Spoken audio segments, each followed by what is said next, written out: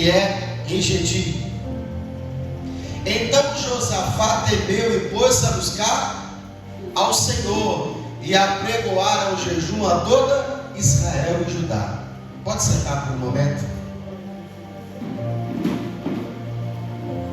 Eu estou com uma palavra aqui no coração nessa semana e eu queria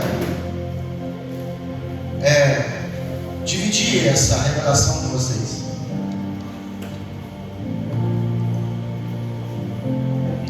Aí eu tirei esse texto, nós vamos parafraseá-lo. Quem já sentiu vontade de comer uma coisa gostosa, ele sabe o que é. Aí você vai na dispensa, olha para o lado, deixa eu ver o que eu tenho aqui. Eu tenho leite condensado, não quero fazer de doce, eu quero fazer salgado. Não sei se eu faço uma massa de pão, eu boto o recheio. E aí você fica ali tentando preparar algo gostoso. Eu estou assim. Eu tenho aqui algo na cabeça. Eu sei o que Deus quer falar conosco. Eu estou aqui caçando na dispensa, que é a palavra de Deus. Eu sei que no final vai ficar gostoso. Será que você me entende? Quem é pregador sabe. Tem 7 anos. Não, tem mais. Tem uns 10 ou 12 anos que eu parei de estudar a Bíblia para pregar. Pastor, você não lê Bíblia para pregar? Não. Tem 15 anos, 14 anos já. Mas o senhor não lê Bíblia? Constantemente eu leio, eu ouço, eu estudo, vejo pregação, ouço louvor, faço culto, eu adoro a Deus. Para me encher. Pregar? Para pregar eu falo assim, Senhor, o que eu vou dar para a igreja hoje? E aí eu fico na dispensação do Senhor para ver o que Ele vai falar conosco. Por isso que eu falei, eu tenho uma palavra aqui de Deus. E aí o Espírito Santo está aqui já pegando as coisas, né? O que me impressionou essa semana toda? Um texto conhecido de todos. E eu fiquei meditando nesse texto. O que é meditar? É quando você já leu o texto, foi lá, leu a passagem, aí você fica aqui na cabeça, aquilo vai e volta, e aí você fica remoendo, fica pensando, aquilo vem da sua mente. O texto está em Êxodo. Eu até comentei dele semana passada. O texto é aquela passagem em Êxodo onde Moisés ele chega diante do faraó e fala assim: deixa que Israel, o meu filho primogênito, vá ao deserto por 3 dias, para que eu ofereça sacrifícios e por 3 dias façam festa. E aí esse texto veio no meu coração e eu fiquei assim, parece um texto simples, uma ordem simples, mas a ordem de Deus era simples. E por que Faraó resistiu a essa ordem de Deus? Porque a Bíblia diz que Deus endureceu o coração dele. Mas por que Deus endureceu o coração de Faraó? Oi? Também. Mas um pouquinho antes, quando Deus acaba de fazer os sinais a Moisés,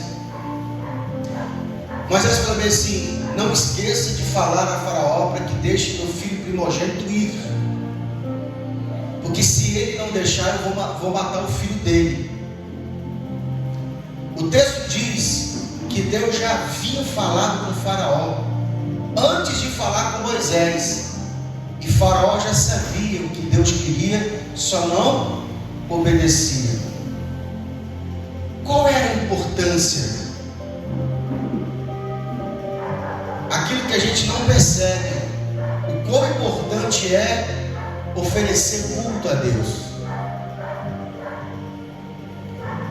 E logo depois que Moisés chega diante de Faraó e fala com o Faraó acerca disso, o coração de endurece ao ponto de dizer assim, a Bíblia diz que Faraó deu ordem aos exaustores, aos oficiais que tomavam conta dos judeus, né, dos hebreus, aqueles que castigavam eles quando eles não faziam a obra, os capatazes, os oficiais. Se fosse no dia de hoje o gerente da empresa, o encarregado da empresa, deu ordem para o seguinte: dificulta a vida deles. Esse povo está muito tranquilo, esse povo está até pensando em adorar a Deus, e não é para eles adorar a Deus, então dificulta a vida deles. Vocês dão palha para esse povo, então faz o seguinte: corta a palha. Se eles quiserem, eles vão ter que ir no campo, no mato, pegar a palha para fazer tijolo. E o que esse texto fala conosco? A insistência e a preocupação, porque tipicamente, simbolicamente, o Faraó representa Satanás, o Egito representa o mundo, Israel representa nós, o povo de Deus. E todas as vezes que Satanás percebe que o povo de Deus está se inclinando para adorar ao Senhor e cultuar a Deus, a preocupação de Satanás em dificultar a vida do povo de Deus, para que o povo de Deus pare de cultuar a Deus ou de pensar a cultuar a Deus. E é interessante que na prática, todas as vezes que nós decidimos obedecer à vontade de Deus, ser fiel a Deus, buscar ao Senhor, Satanás vem com adversidades, dificuldades, para que nós paramos de tomar a decisão de servir a Deus. Quem é que fez o culto em casa? Quem é que fez o jejum que eu falei? Quem é que fez as orações da madrugada? Quem é que viu diferença na sua casa? Eu tenho uma vitória muito grande para contar para vocês acerca dessa oração da madrugada. E eu vejo como que o inimigo, ele trabalha para dificultar, para que você não preste atenção nisso, que é uma arma poderosa do povo de Deus. Qual arma, pastor? Oferecer culto ao Senhor. O Faraó vira para os encarregados e diz assim: não dê eles tijolo, não dê eles palha não. E outra coisa, vê quanto foi que eles produziram de tijolo ontem, e se ficou faltando, cobra deles, que eles têm que fazer a mesma quantidade hoje do que fez ontem, e cobra que se ficou devendo ontem, tem que pagar hoje. Ou seja, dificultando. É como se o seu encarregado, ele colocasse na sua mão uma tarefa que já está difícil de você fazer, e ele faz o quê? Coloca mais dificuldade, impõe mais carga, pede para fazer hora extra. Irmão, é muito comum quando você vai servir a Deus, para quem trabalha fora, o patrão pedir para fazer hora extra, te distraindo com as coisas seculares. E existe um texto em Mateus, capítulo 13, que muito me preocupa, aonde Jesus vai falar de 3 corações, são 4. Mas os 3 corações em si me preocupam muito, porque Jesus vai comparar os corações com terra. E ele falando acerca do semeador que semeia, e a gente sabe que o semeador é aquele que prega a palavra, a semente é a palavra de Deus. E ele vai falar que existe um coração, uma terra, coração, terra, que fica à beira de caminho, onde a palavra ela não tem raiz, fica superficialmente, e vem as aves do céu e come. Aí tem o segundo coração, que é o coração de pedra. O semeador semeou e a terra ela é rasa, e a semente ela precisa de ter uma quantidade de profundidade de terra, porque o que faz a semente frutificar é a pressão que essa terra dá à semente. E Jesus vai dizer que essa terra tem pedras, foi jogado em pedregais, não pode dar fruto. Qual é esse tipo de coração? Aquela pessoa que recebe a palavra e se ofende,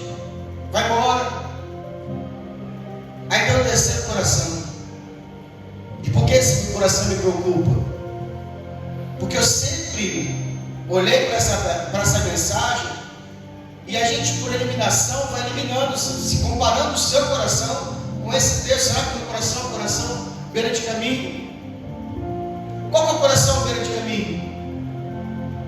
É o coração que ele vem do culto, mas ele não tem profundidade, ele não tem apego à palavra de Deus, ele não compreende o texto. Eu lembro que tinha um irmão aqui na igreja, chegou até a se batizar, e ele falava assim: eu não entendo o que é pregar, mas só não entende o que era pregado na igreja. Mas as coisas seculares eram de fácil interpretação. Se perguntasse qual a qualificação do time dele, ele sabia dizer claramente. O que isso mostra? Que o nosso coração ele está inclinado para aquilo que nos faz, a nossa carne quer. Tem gente que das coisas do mundo ela entende bem, mas ela não se preocupa em entender as coisas de Deus. O segundo coração, que é o coração de pedra, é o coração que recebe com alegria a palavra de Deus, porém ele se ofende com facilidade e vai embora. Eu falava, o primeiro coração não é o meu, porque desde novo convertido me aperfeiçoava, eu me preocupava muito em estudar os textos, e até hoje eu me preocupo muito em aprender cada dia mais as coisas de Deus. E eu fico muito feliz quando eu aprendo uma coisa nova acerca do reino. Segundo coração, descartado. Não me ofendi. Muitas coisas vieram para me ofender, eu não me ofendia. Eu falei, não vou me ofender não. Se eu brigo por causa do dinheiro, eu tenho que brigar também pelas coisas de Deus. Terceiro coração, o coração que dá fruto. E esse coração que dá fruto, ele é perigoso, porque mesmo dando fruto, ele pode ficar infrutífero por causa das coisas deste mundo, os prazeres desta vida, que sufocam a palavra de Deus. E esse coração me preocupava. Eu falei, eu tenho que tomar cuidado, porque o meu coração parece com esse, a sedução da riqueza do mundo, as coisas que o mundo oferece. E eu ficava muito preocupado com essa passagem. O quarto coração é o coração que todos nós devemos ter e lutar para ter esse coração. É o coração frutífero, que dá fruto. Diante disso, a preocupação de Faraó de dificultar a vida dos judeus, dos hebreus, para que eles não tenham tempo para servir ao Senhor. Agora vamos ver o benefício que isso nos dá.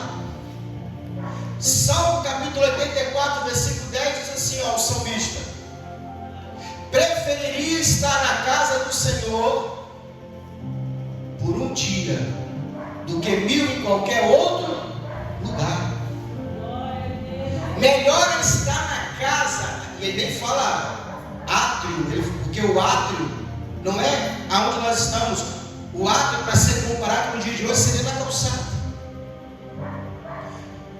E eu fico, como pregador, vendo aquelas pessoas que não estão aqui dentro da igreja, mas sentem vontade de estar dentro, e quando passa na porta da igreja, que vê um louvor maravilhoso como o de hoje, sente vontade de entrar. De vez em quando eu vejo algumas pessoas parando, ouvindo um pouquinho de louvor, parando, doido para entrar, mas não tem poder para entrar. Mas aquele segundo que ele parou ali foi melhor para ele do que passar o dia todo na porta de um bar, o dia todo na porta de um shopping, porque a alma anela, sedenta pela vontade de estar na casa de Deus. É disso que o salmista está falando. Eu preferiria estar um dia nos teus atos, Senhor, do que nas câmaras da impiedade por 1000 anos. Olha a preocupação do Faraó de fazer com que o povo não tenha tempo para servir ao Senhor. E aí eu te pergunto, o que você faz quando as coisas começam a ficar difíceis na sua vida? Quando as coisas complicam na sua vida? Qualquer um de nós sente vontade de não vir cultuar a Deus. Ou isso acontece comigo? Quando o dia foi difícil, quando as lutas vieram, quando parece que tudo vem ao mesmo tempo, você fala, poxa, hoje eu não quero ir para a casa de Deus, hoje eu não tenho vontade para ir para a casa de Deus. Será que é só comigo que acontece isso? Acontece com você também? Olha a preocupação do faraó. O faraó pensou assim, se eu colocar fardo nesse povo, se eu dificultar o dia dele, se eu dificultar o labor deles, eles não vão ter vontade de servir a esse Deus. Eu duvido que eles vão. E a Bíblia diz que ele fez isso e o povo foi reclamar com Moisés. Moisés, vai embora daqui.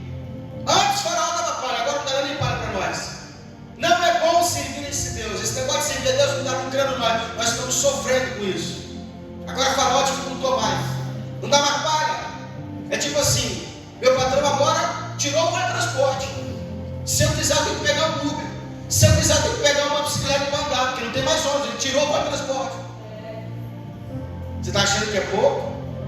Tem empresa que tira o café.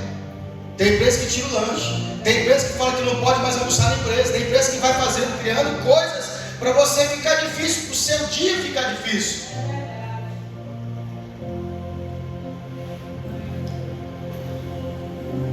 Dificultando para que nós nos alimentemos. Pastor, qual é o benefício disso? Nós temos que entender o benefício. Por isso que eu tirei o texto de Josafá. Josafá ouviu uma notícia de que os seus inimigos, não só um, mas várias nações, estavam vindo contra ele. Você já dormiu bem, amanheceu com um problema na sua porta? Você abre o celular, quando você abre uma notícia ruim, você abre o celular, outra notícia ruim, você fala, misericórdia. Para que abrir o celular? Só uma notícia. Dorme Josafá bem. No outro dia, os inimigos estão vindo aí. Tem uma cilada, tem uma guerra. O que nós fazemos nessa hora? A Bíblia, irmãos, eu quero contextualizar com você. Josafá era rei, ele era estadista, ele era chefe de uma nação, ele tinha no seu comando exércitos. E o que me impressiona de Josafá, como é que ele vai solucionar esse problema? Que a receita de como nós podemos fazer quando isso acontecer conosco, quando as coisas começarem a dificultar, lembre-se disso, eu tenho que cultuar o Senhor. Aleluia. Trazendo esse problema para o mundo espiritual. Josafá podia pegar o telefone, ligar para o comandante e falar assim, prepara todo o poder bélico, vamos adiante com esse exército inimigo, vamos derrubá-los. Mas a Bíblia diz que Josafá não faz isso. Ele pega o meio de comunicação, vai até Israel e fala assim, povo de Deus, nação de Israel, vamos todos jejuar e buscar ao Senhor. Ele vai fazer, ele arma um culto. Qualquer uma pessoa no momento normal faria o quê? Xingaria ele, está ficando doido, está ficando maluco. Não, primeiro vamos cultuar a Deus. E a Bíblia diz, eu não vou entrar em pormenores desse texto, a Bíblia diz que o exército de Israel estava preparado para a guerra. Porque você tem que entender o seguinte, não é para você largar tudo, os seus afazeres, e simplesmente servir a Deus, não é isso. Que enquanto você está indo fazer o que tem que ser feito, que enquanto você está indo trabalhar, que enquanto você está indo lavar sua roupa, que enquanto você está indo para o banco pagar suas contas, você também está indo cultuando a Deus. Há um culto no seu coração, há um culto na sua casa. Dobre o seu joelho e fale com Deus. Dobre o seu joelho e louve o Senhor. Faça um culto para Deus. Não deixe de cultuar o Senhor, porque isso está acontecendo, porque essas adversidades estão vindo. Lembro-me que um dia o rei, imperador da Pérsia, queria colocar um comandante, um dos líderes. Havia visto que havia 3, e um deles era Daniel. Escolheu dentre os prefeitos, os comandantes, qual deles seria o melhor, e ele elegeu 3 deles, e um deles era Daniel. E a Bíblia diz que no coração do rei havia um desejo muito grande, que Daniel vencesse essa competição. Os outros armaram contra Daniel um laço, investigaram a vida de Daniel a cabo errado, e descobriram que Daniel era um homem incorruptível. Falou, mas não tem como acusar esse cara, a não ser que nós achamos algo contra a sua fé. E eles vão até o rei e dizem assim, o rei, nós tivemos uma ideia para proteger o reino e os interesses do reino. Vamos fazer um edito que por 30 dias ninguém faça nenhum pedido a nenhum rei, a nenhuma divindade, a não ser o rei. O rei parecia uma coisa boa e não concordou. Era só uma armadilha para poder pegar Daniel, porque eles investigaram e viram que Daniel, por 3 vezes ao dia, ele servia ao Senhor e prestava culto para Deus. 3 vezes ao dia, Daniel dobrava o joelho e falava com Deus. Irmão, 3 vezes ao dia. Deus.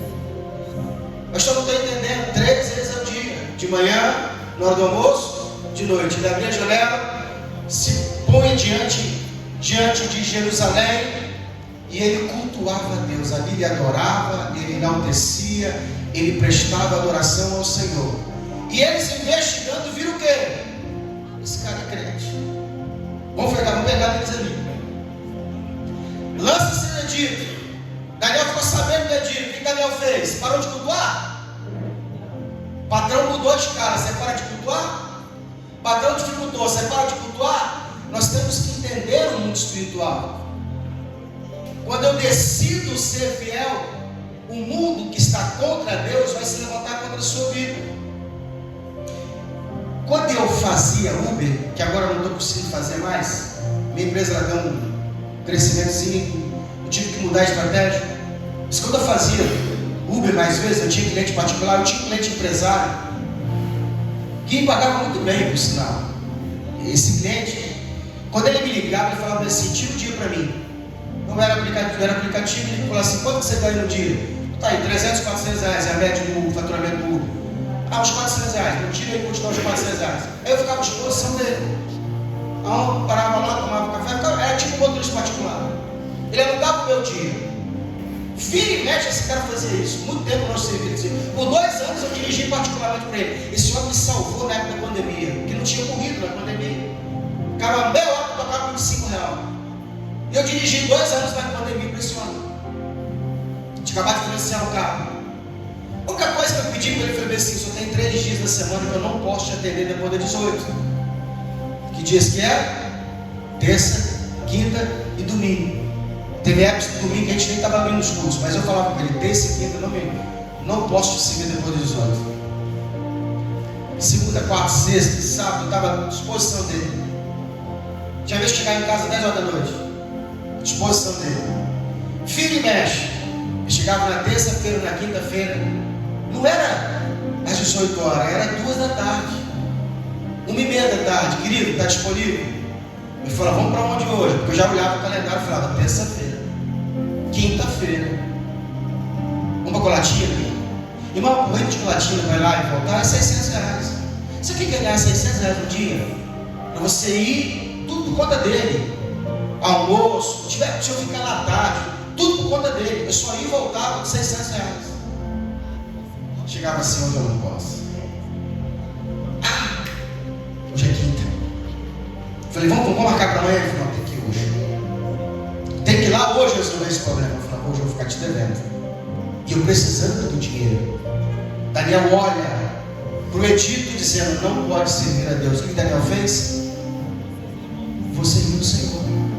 E durante 3 vezes ao dia, Daniel fazia o quê? Cultuava o Senhor.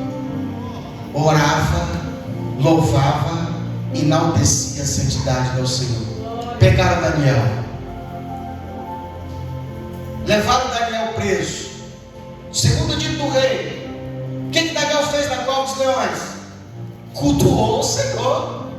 Madrugada cultuando a Deus. Porque quando as coisas ficam difíceis, tudo que o diabo quer é que você pare de adorar ao Senhor, porque ele sabe que Deus pode te livrar durante o culto. Josafá falou assim: eu pelejar contra esses reis, não vou estar de forma alguma, eu vou cultuar a Deus. E ele colocou toda a nação para cultuar o Senhor. A Bíblia diz que enquanto o exército inimigo se aproximava, Israel estava adorando o Senhor. Deus envia um espírito, um anjo, para pelejar contra os inimigos, coloca uma confusão entre eles, e eles brigam entre si. Israel não teve que levantar uma espada, porque a peleja já tinha sido ganha, quando eles resolveram enaltecer e adorar ao Senhor. Um dia, Davi pecou. Pecado grave, pecado de soberba. Davi já estava no seu reino, já era rei, sido coroado rei. Davi senta no seu reino, o coração dele, a Bíblia diz que o diabo excita Davi a numerar o povo, contar quantas pessoas estavam debaixo do seu comando. E era proibido na lei, porque se ele contasse o povo, ele tinha que tirar uma oferta ao Senhor, porque o povo pertencia para Deus. Davi chama o seu oficial e fala bem assim: sai de Israel a todas as tribos e conta o povo. A Bíblia diz que o oficial Joabe vira para o rei e fala assim: rei, que o Senhor multiplique 100 vezes mais a quantidade de número de pessoas que estão debaixo do teu comando, mas não faça isso. A Bíblia diz que a palavra de Davi prevalece sobre Joabe. Joabe sai por 9 meses, ele demora para contar o povo, só não contou os levitas. Ele traz o resultado para Davi, entrega a Davi. Na hora que ele entrega a Davi, a Bíblia diz que o Espírito Santo, o coração de Davi, dói. Percebeu Davi que havia feito algo que era esquecido do coração de Deus. Pegou. A Bíblia diz que Deus envia um profeta, Gad, chega para Davi e fala assim: trava uma mensagem do Senhor. Deus mandou você escolher entre 3 castigos: peste, fome ou guerra. Durante 7 dias peste, durante 3 meses, 3 anos de fome, ou durante 3 meses você fuge diante dos teus inimigos. Davi olhou e falou: rapaz, estou em aperto. Fez os cálculos e falou assim: que caiamos na mão do Senhor, porque são muitas as tuas misericórdias. E a Bíblia diz que Deus envia uma peste, uma doença, uma gripe, uma pandemia durante Israel. E a Bíblia diz que essa peste mata 7.000 pessoas em 3 dias. A Bíblia diz que Davi olhava para o céu de Israel, ele viu o anjo do Senhor com a espada desembainhada, ferindo a nação de Israel. O coração de Davi dói. O que você faz, meu amado, nessa hora? Um dia eu estava falando com o rapaz lá na porta de casa, que as pessoas, elas têm medo de macumbeiro, elas têm medo de vagabundo, têm medo de traficante, têm medo de polícia. Elas não têm a crente, porque eles acham que crente é um povinho sem poder. Eu falei assim: vocês não deveriam ter medo de crente, porque o poder que um crente tem quando ele dobra o joelho para orar, é porque as coisas que acontecem vocês não sabem, mas o poder de um crente quando ora, irmão, vocês deveriam ter medo de crente. Vocês têm medo de macumbeiro, vocês têm medo de feiticeiro, vocês têm medo de macumba, de traficante. Deixa eu te fazer uma pergunta, eu perguntei para o rapaz: se você fizer, alguém fizer macumba com você, o que você pode fazer? Ele falou assim: você vai no Universal. Universal desfaz. Desfaz ou desfaz? Desfaz. Ele vai no Universal, rapaz. Eu falei assim: e se Deus jogar uma doença em você? Se Deus ferir com uma praga, quem pode te livrar? Ninguém.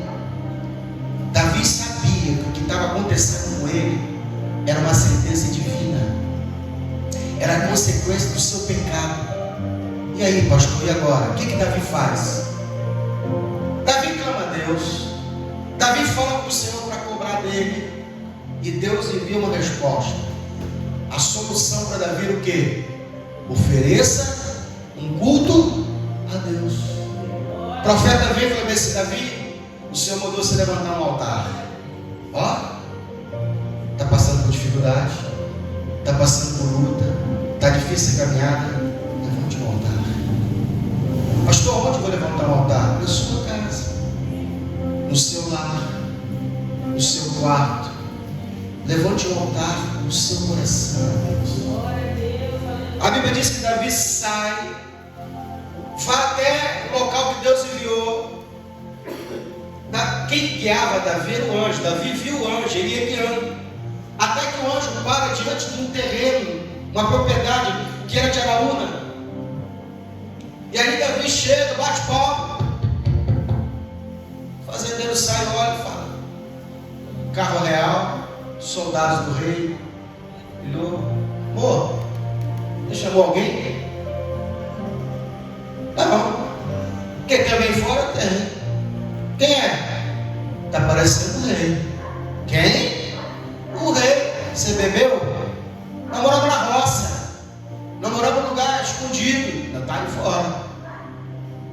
Já era uma.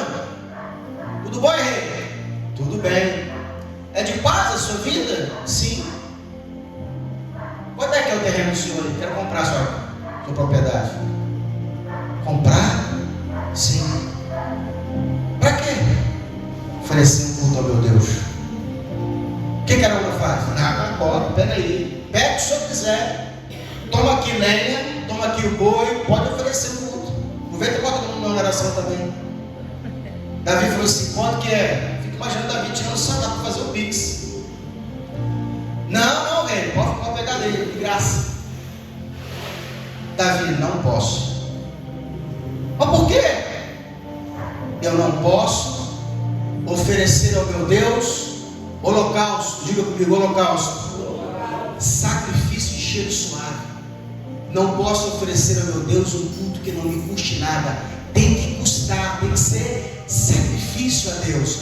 Sabe o que quer dizer com isso? Quando a sua vida estiver difícil, quando a carga estiver pesada, quando você não quer vir, é esse dia que o cheiro chega para Deus, um cheiro suave. Cada dificuldade que o diabo coloca na sua vida é para que chegue para Deus um perfeito louvor, uma perfeita oração. Quando você dobrar os seus joelhos, você não precisa nem abrir sua palavra, meu irmão. Só o seu choro, só as suas lágrimas já sobe para Deus com um cheiro suave. É o culto perfeito para Deus. É quando tudo está difícil. É quando parece que Deus se calou na nossa vida. Parece que as nossas orações ficaram travadas. É isso que Deus quer. Que essas coisas não mudem quem nós somos. A Bíblia diz que quando Jó recebeu a pior notícia da sua vida, de que seus filhos estavam mortos, de que seus animais estavam mortos, e que na sua conta bancária não tinha nada, a Bíblia diz que Jó rasga suas vestes e fala assim: nu eu vim este mundo e nu eu voltarei. Louvado seja o nome do Senhor. Faz o culto a Deus. Nós temos que parar com esse negócio de falar para Deus que as nossas dificuldades nos impedem de adorar. E essas dificuldades vêm sobre a sua vida para fazer com que o seu culto a Deus seja de cheiro suave. Ô rei, eu não posso nem falar o valor, rei, porque terreno aqui, você sabe como é que é, né? Está valorizando, tá, né? Empreendimento aqui, o boi aqui é friboi, bota o preço. Fala aí quanto que é. A Bíblia diz que Davi deu em ouro a quantidade. Comprou o boi, comprou o terreno, comprou a lenha e ofereceu um culto para Deus. Acabou de oferecer o culto, o anjo pega a espada, fecha a espada e bate retirado. Acabou a praga. Essa semana eu recebi uma notícia.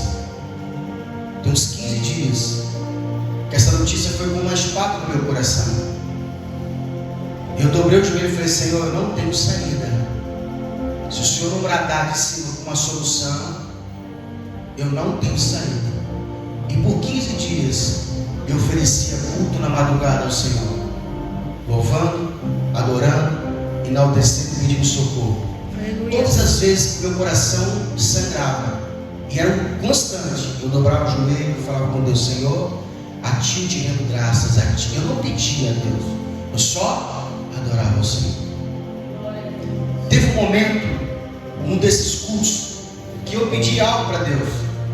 Falei: Senhor, eu tenho uma solução aqui nessa situação. Se o Senhor abrir essa porta para mim, vai dar certo. A gente ensinando Deus. Quem faz assim? Já fez alguma vez? Você fica na sua mente tentando encontrar a solução para o problema. E você fala: Senhor, eu encontrei a solução. Você só precisa dar aqui, dar uma assinatura e aval. Olha o que o Senhor falou comigo. Falei logo com a minha esposa. O Senhor falou comigo assim: não te preocupe o teu coração. Isso que você está pedindo, eu vou te dar, mas não vai resolver. Coisa grande, irmão. O que eu pedi para Deus é coisa grande. O Senhor falou assim: eu vou te dar. Ainda por esses dias você vai receber, mas não vai resolver teu problema. Eu falei: por que, Senhor? Ele falou: porque o que você quer, só eu posso te dar. Mas eu vou te dar o que você está querendo. E como o Senhor falou comigo, naqueles dias a vitória veio. Irmão, pensa a vitória que não tinha sabor. Pensa em algo que você achou assim: isso aqui é a solução. Recebi a vitória, bateu na minha mão e falei assim: de fato, não resolveu o meu problema. E eu falei: Senhor, verdade, não resolveu o meu problema. O Senhor falou assim: entrega o teu coração a mim, deixa que eu te acalmo, eu vou te suportar. E aí o Senhor foi fazendo. Naquela semana o Senhor me deu a vitória. Aí a paz reinou. Eu só coloquei na mão de Deus e falei: vamos adorar. Deus solucionou o problema. O poder que tem o culto a Deus. Tome cuidado quando o inimigo fazer a ciranda dele para tirar você do mais importante, daquilo que você foi chamado. Entenda, você foi chamado para adorar ao Senhor. Só isso. Seja louvando, seja limpando o banheiro, seja limpando a cadeira, seja dando uma mensagem para alguém, você está cultuando a Deus. E o mais importante, a essência da sua oração. A sua intimidade com Deus ninguém pode tirar. É o momento que você está com Deus sozinho. É o momento que você para para falar coisas com Deus que só Deus sabe.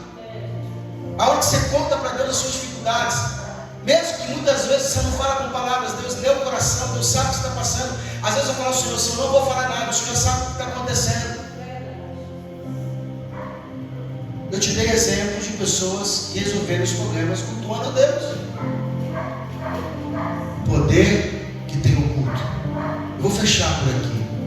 Por que Faraó não queria que o povo fosse cultuar a Deus? Porque um povo que não confia no seu Deus, não presta culto para o seu Deus, não tem poder. O nosso poder está em quando estamos cultuando a Deus. Um dia Paulo falou assim: Senhor, eu preciso que o Senhor me dê uma cura. E Deus vai falar assim com Paulo: Paulo, o meu poder se aperfeiçoa na tua fraqueza. É quando a gente se mostra fraco diante desse Deus, é que a força de Deus nos vem e nos levanta. Nos coloca de pé. Porque nós não sabemos o que pedimos. O Senhor sabe, os caminhos de Deus são sempre melhores. Amém? Vamos ficar de pé, vamos orar a Deus.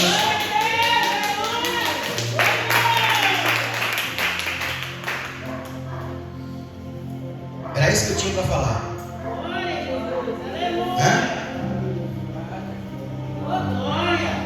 Uns 40 anos que eu sei para Deus, eu nunca tinha visto o culto dessa forma.